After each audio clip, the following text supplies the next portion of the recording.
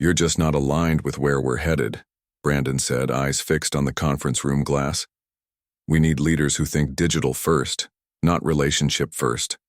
My name is Jonas Webb, 51 years old, and for 17 years I carried Delta Tech's reputation on my back, one relationship at a time. When I started, we didn't even have a logo that looked professional. Just a cluttered shared office, outdated computers, and a handful of people trying to stay afloat. But I wasn't there for prestige. I was there because I believed in what we could build. I didn't bring flashy credentials. I brought something that couldn't be taught: trust. I knew how to talk to people. I knew how to listen. While others chased quick sales and cold leads, I focused on creating long-term partnerships.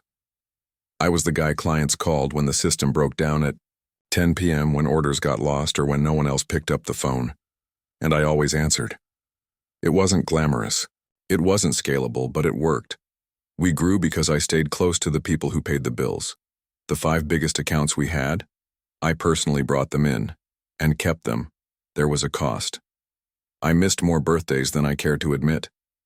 My marriage fell apart somewhere between Q3 and Q4, and I convinced myself that being reliable was more important than being present. It felt like sacrifice in the name of building something lasting. And for a long time it was. But when Brandon took over as CEO, all of that changed. He didn't care about relationships, just metrics, digital transformation, scalable processes, and I wasn't part of his equation. I watched as my calendar cleared out, my access reduced, my input ignored. Younger hires were praised for things I'd been doing for a decade without applause, and yet I stayed quiet. Not bitter, just observant. So when that email came, cold, efficient, and copied to HR, I didn't react. I just leaned back in my chair, took a breath, and realized they thought I was leaving empty-handed. But I'd spent 17 years building something they couldn't see on a balance sheet, and I had no intention of letting it die in silence. Back then, Delta Tech wasn't even called Delta Tech. We were a small business with a long name no one remembered and a reputation we hadn't earned yet. There were 11 of us, total. 2 shared bathrooms, no HR department, and a receptionist, who doubled as payroll when the month got tight. We operated out of a second-floor unit above a print shop. Every time someone used the laminator downstairs, our lights would flicker. But we were scrappy. We believed in what we were doing, and we had each other's backs. I wasn't hired to lead anything. There were no titles back then. I just took initiative where I saw the gaps. I built our first outreach strategy using nothing but a spreadsheet, a phone, and a stack of industry directories I borrowed from an old contact in publishing. I drove across the state just to meet one prospect face-to-face because I believed it mattered. That prospect became our first recurring account, and that account led to another, and another. Little by little, the company grew. New clients came in, contracts expanded, we moved offices, then hired departments. What started as survival turned into a business with real weight, and the way we handled our clients, personal, present, accountable, became our reputation. At least, it was our reputation until we got too big to remember where it came from, until the numbers became more important than the names. The founder, Greg Dawson, used to walk through every department on Fridays, shake hands, ask real questions. He remembered birthdays, kids' names, even what our clients did outside work. When he stepped down, the culture left with him, and in its place came buzzwords, metrics, and a revolving door of ideas with no soul. I didn't realize it at the time, but that was the beginning of the end. The change didn't happen overnight. That's what made it harder to fight. First, they stopped copying me on emails I used to lead. Then, meetings I'd always been part of were suddenly streamlined. When I asked Brandon about it, he smiled like I'd missed a memo. Just rethinking the workflow, he said. No big deal. But it was. Soon after, a new title appeared on the org chart, Client Strategy Director, under my department. Over my head. Her name was Layla Freeman, MBA, polished, barely 30, and freshly poached from a SaaS startup. She was bright, no doubt, but she didn't know a thing about our clients. She didn't know their backstories, their pain points, or the silent agreements that kept them loyal when our systems failed. She spoke in slides, I spoke in facts. The team began getting reshuffled. People I'd mentored were now reporting to Layla. When I raised concerns about a client at risk, I was told, "Let's let the new leadership handle it," as if 17 years of doing exactly that had suddenly expired. Then came the final. Signed, they took away my budget authority. Quietly, no explanation, just gone. I walked into my office one Monday and found a junior analyst sitting at my old desk, with a nervous smile and a stack of folders titled Transition Plan. I didn't say a word, just nodded, and walked out. They didn't need to say it. I was being erased step by step. The only question left was, how long until they made it official? The official email came on a Thursday. Subject line, organizational realignment. No surprise, no meeting. Just a digital goodbye after 17 years. I didn't reply, didn't forward it to anyone, didn't walk around saying my goodbyes. I simply cleared my desk, took my coffee mug, and left the framed photo of our first client retreat, the one no one in the new leadership even remembered. On the way out, I bumped into Chris from legal. He looked shocked. "Wait, they actually let you go?" I just smiled. Yeah, I guess I'm not aligned with their direction. What no one knew, not Brandon, not Layla, not the junior execs who avoided eye contact, was that I hadn't spent those last 6 months sulking. I'd been watching, listening, saving emails, downloading contracts, updating a private contact list I'd kept since day one, clients who still called me, not the company. The call started 2 days later. First, it was a procurement manager asking why their point of contact suddenly changed. Then another client wondering why they were being pushed into a new pricing model. And then a message that simply read, "Jonas, are you still around?" I didn't answer right away. Timing matters. But that was the moment I knew. They thought they'd fired a name on a spreadsheet. They didn't realize they'd just cut their own safety net. I didn't post anything on LinkedIn. No dramatic goodbye, no cryptic farewell post with a selfie in the parking lot.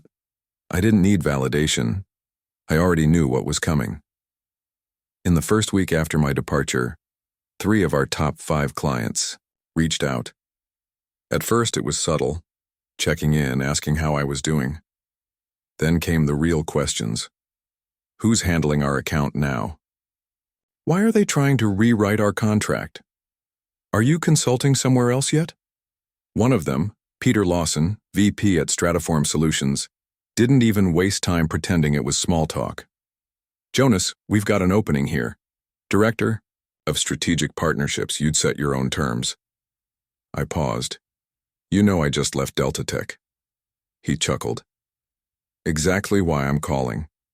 The offer was solid. Better salary, full autonomy, no politics. But I didn't say yes immediately. I needed to be sure. I needed to know that walking away from Delta Tech wouldn't just be a win, it would be a message. So I asked Peter for a week. During that week, something interesting happened.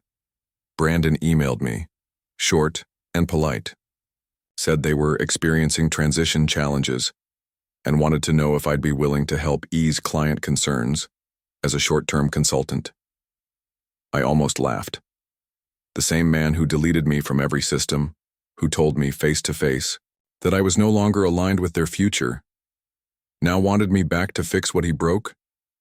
I didn't respond, but I didn't delete the email either. I wanted it to sit there, unread, like an open tab on his conscience. By day 5, I'd had 4 job offers, 2 from competitors, 1 from a private firm I didn't even know was watching, and 1 from Stratiform, now with a bigger signing bonus and a revised title, Executive Director, Global Accounts. I said yes. And on Monday morning, my face showed up in an industry newsletter, not because I posted it, but because Stratiform did. Jonas Webb joins Stratiform Solutions after 17 years of transforming enterprise relationships across the tech sector. An hour later, my phone buzzed.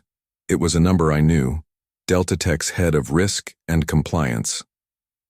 Jonas, we have a situation. I bet you do. It started small, the kind of problems that don't trigger alarms right away. Late replies to client emails, missed follow-ups, misaligned reports. But within 2 weeks, it snowballed. One of Delta Tech's biggest accounts pulled their renewal. Another escalated a dispute to legal, citing a breach of trust. The internal Slack was chaos. Account managers panicking, new hires asking questions no one could answer. And Brandon?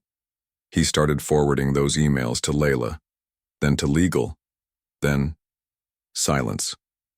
From where I stood, in a quiet, sunlit corner office at Stratiform, I watched it unfold. I didn't gloat, Cars didn't say a word, but people noticed. My inbox flooded with messages. They're falling apart without you. They asked me to rewrite a proposal you wrote by memory. I had no idea where to start. They're trying to recover relationships they never built. Then came the legal threats. An envelope arrived at my new office. A letter from Delta Tech's legal team. Cold, aggressive, full of bluster. They accused me of poaching clients, violating non-compete clauses, damaging their reputation. But here's the thing. I never reached out to a single client. They came to me in the non-compete, the one buried in my old contract. It had expired 2 months before Brandon even fired me. Sloppy, predictable, desperate. My lawyer read the letter, smirked, and said, "Congratulations, you win." I didn't reply to Delta Tech. I didn't need to. Their collapse was louder than anything I could say. The board stepped in by the end of the month. Layla was reassigned. 2 directors resigned. And Brandon? Well, he suddenly started posting a lot about new beginnings and next chapters. Funny how that works. I always knew it wasn't just about alignment. The way Brandon said it, too rehearsed, like he was reading from a script. A script written long before I even entered that room. The truth unraveled slowly, as these things usually do. It started when Carla from the finance team reached out. Quiet message, no subject line, just, "You should see this." Attached was an internal slide deck from a presentation Brandon had made 2 months before I was fired. Title, Restructure Phase 2, Legacy Elimination. My name wasn't on it, but I didn't need it to be. Senior client leadership positions, to be transitioned to scalable models. Relationship-based assets considered non-essential. That's corporate speak for. Cut the ones who built too much loyalty. They couldn't control the relationships I had, so they cut me out. The deck outlined everything, from the hiring of Layla, to the scripted justification for terminations, to the calculated bet that most clients would stay out of convenience. But what they didn't calculate was that I'd already documented every renewal, every client negotiation, every warning I'd given about the risk of disconnecting from the front lines. I had the emails, the Slack logs, the proposals I wrote that they tried to repurpose with a new logo and zero context. I didn't leak anything. I didn't have to, because once clients started demanding transparency, the pressure moved up fast. Peter from Stratiform forwarded me a message he got from a former Delta Tech client. I just found out Jonas wasn't fired for performance. He was replaced in a cost-cutting scheme. We're terminating the contract. One by one, the truths came out. Brandon had promised the board he could double margins by optimizing personnel. The plan was to strip the soul from the system and replace it with automation and bright ideas from LinkedIn influencers. What he didn't understand was that the soul fought back, quietly, precisely. I got another message that week, from Alicia, who worked in HR. She'd always been kind to me. They wanted people who were easy to replace, she wrote. But no one knew what you'd built, until it was gone. Funny thing is, I wasn't angry anymore. Not because I forgave them, but because I didn't need revenge. I had the truth, and the truth was doing the job for me. When I joined Stratiform, I didn't want a title. I wanted freedom. Freedom to build without the noise. Freedom to choose people over politics. So when Peter asked what I needed to take the role, I gave him one sentence. Let me do it my way. Or don't do it at all. He agreed without blinking. I wasn't looking to recreate Delta Tech, that ship had sunk. I wanted to build something from scratch, not just efficient but honest. Something where loyalty wasn't a weakness but a strategy. I started with a small team. 3 people who'd left Delta Tech quietly after I did. People who got it. People who knew the difference between a client and a contract. I trained them the way I wish someone had trained me. Not just on deliverables but on presence, posture, listening. You don't chase the signature, I told them. You earn the call after the contract. And it worked. In 6 months, we weren't just matching my old numbers. We were exceeding them. Clients followed not because of price or platforms, but because they trusted the way we handled things. We didn't pitch. We showed up. We sent handwritten notes after onboarding, called every client quarterly, even if there was nothing new to sell. When one of our clients lost a team member to cancer, we sent flowers and postponed a rollout without them asking. Small things. Real things. The kind of details you can't automate. I watched my team grow, not just in size, but in integrity, no backstabbing, no performative leadership, no boardroom theater, just people who were good at what they did and proud of how they did it. And somewhere along the way, I started sleeping better. My daughter called more often. I went to dinner without checking emails. And one night, sitting on my porch with a cold drink and no guilt, I realized this was the company I always thought I was building back then. But now it had my fingerprints on it from the foundation up. People in the industry started calling again, not to offer jobs, but to ask for advice. Old rivals wanted to talk partnership.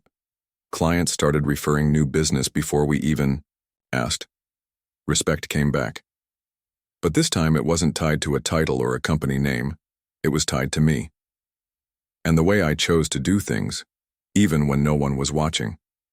It was a quiet Tuesday when the email came. Subject line. Exploratory. Conversation. Potential integration.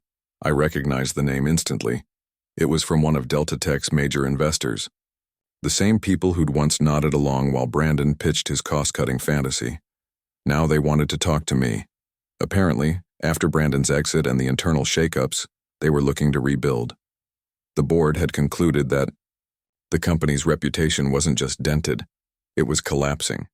Client churn was up, morale was down, legal risk climbing. They needed stability. Fast, and more than anything, they needed someone the market still trusted. They wanted to discuss a potential merger with Stratiform, and they wanted me to lead the integration. The irony wasn't lost on me.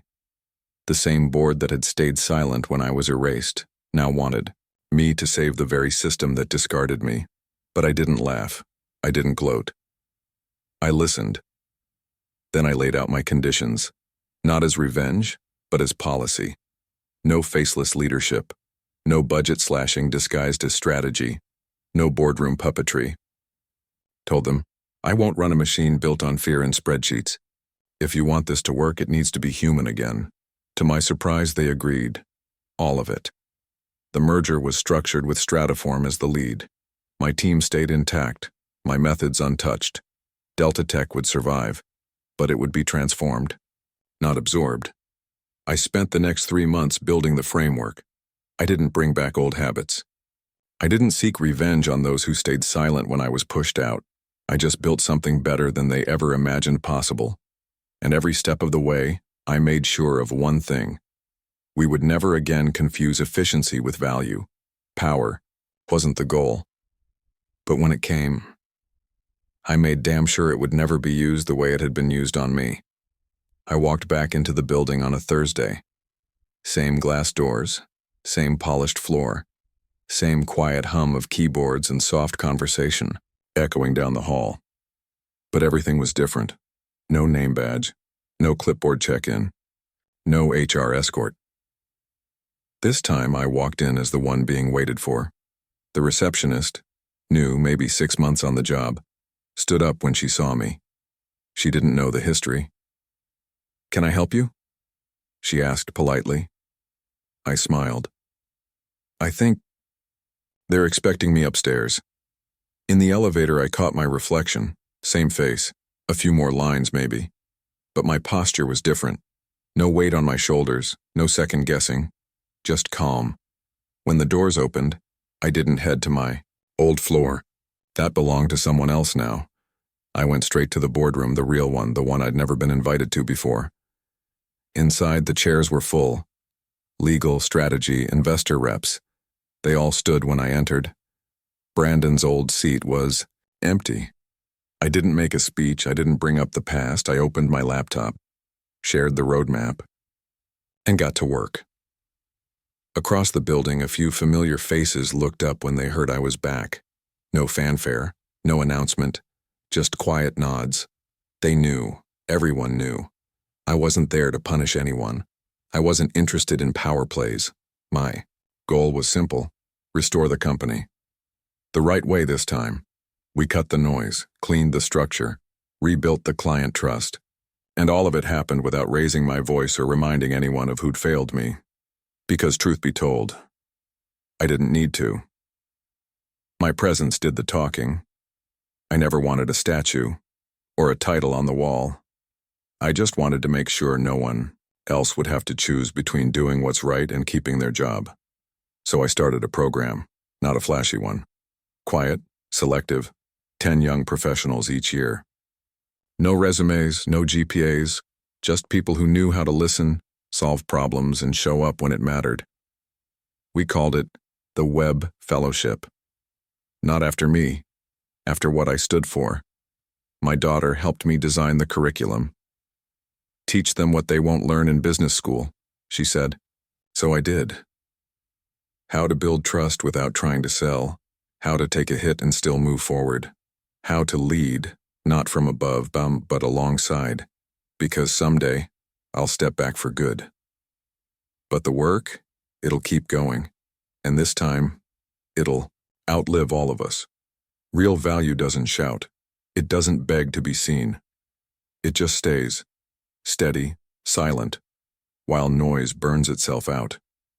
In the end, the ones who built quietly are the ones still standing. Not because they fought louder, but because they never stopped building.